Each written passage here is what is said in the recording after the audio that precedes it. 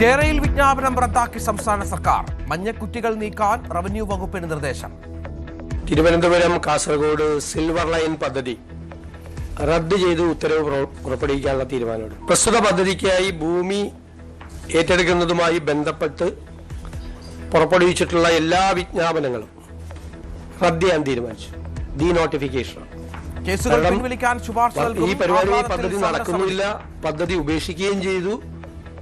നിരവധി വർഷങ്ങളായി ഈ ഭൂമി വിൽക്കാനോ വാങ്ങാനോ ഇതൊന്ന് പണയപ്പെടുത്താനോ മകളുടെ വിവാഹത്തിന് ഒരു ലോൺ എടുക്കാൻ പോലും പറ്റാതെ ഈ സാധാരണക്കാരായ ആളുകൾ മുഴുവൻ വിഷമിക്കുകയാണ്.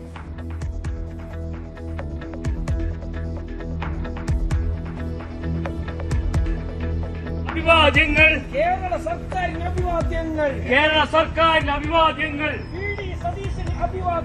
വി.ഡി. സതീശൻ അഭിവാദ്യങ്ങൾ കേരള സർക്കാരിന് അഭിവാദ്യങ്ങൾ സിന്ദാബാദ് അഭിവാദ്യങ്ങൾ അഭിവാദ്യങ്ങൾ അഭിവാദ്യങ്ങൾ അഭിവാദ്യങ്ങൾ.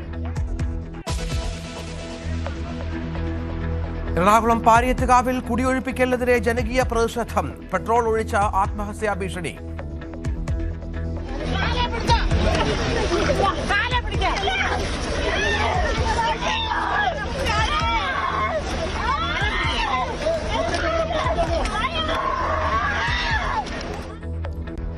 ജലപീരങ്കി പ്രയോഗിച്ച് പോലീസ്.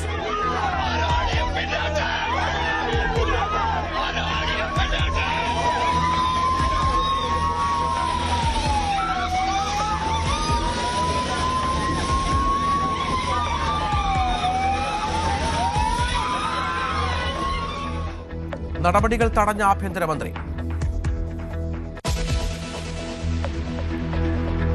VDS മന്ത്രിസഭയിലെ വകുപ്പുകളിൽ തീരുമാനമായി.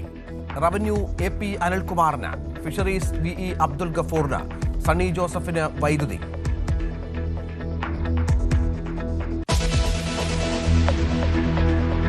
CPM യോഗങ്ങളിൽ പിണറായിക്കും MV ഗോവിന്ദനും രൂക്ഷ വിമർശനം.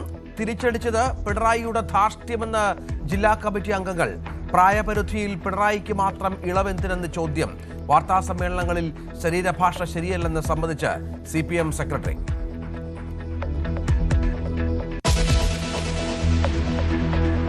പെരിയാർ ഇരട്ടക്കൊലക്കേസിലെ പ്രതികൾക്ക് പരോൾ അനുവദിച്ചത് LDF സർക്കാർ. അധികാരമൊഴിയും മുമ്പ് കൂട്ടപ്പരോൾ അനുവദിച്ച ജയിൽ വകുപ്പ്. 5 പ്രതികൾക്ക് പരോൾ ലഭിച്ചത് 20 ദിവസത്തേക്ക്.